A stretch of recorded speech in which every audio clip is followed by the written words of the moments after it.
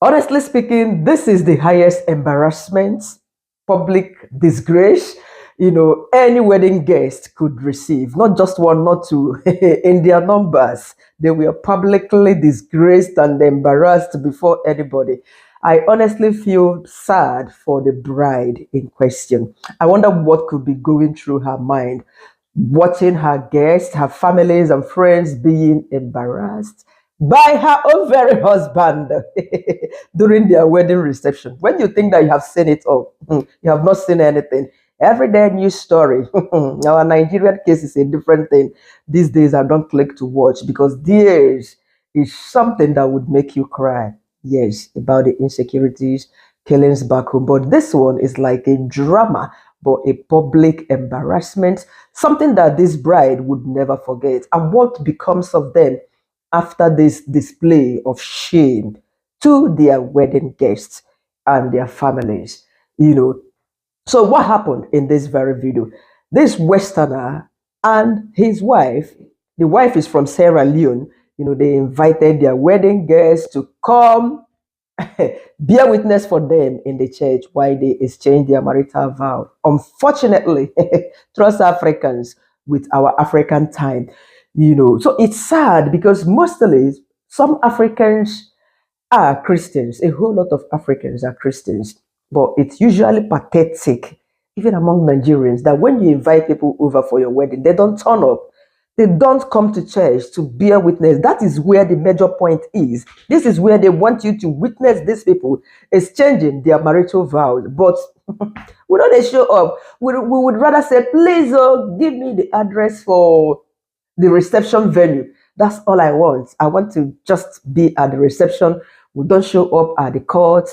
But Oyibos, one unique thing about Westerners, even those ones that are atheists, they don't go to church, they would like to appear in the church.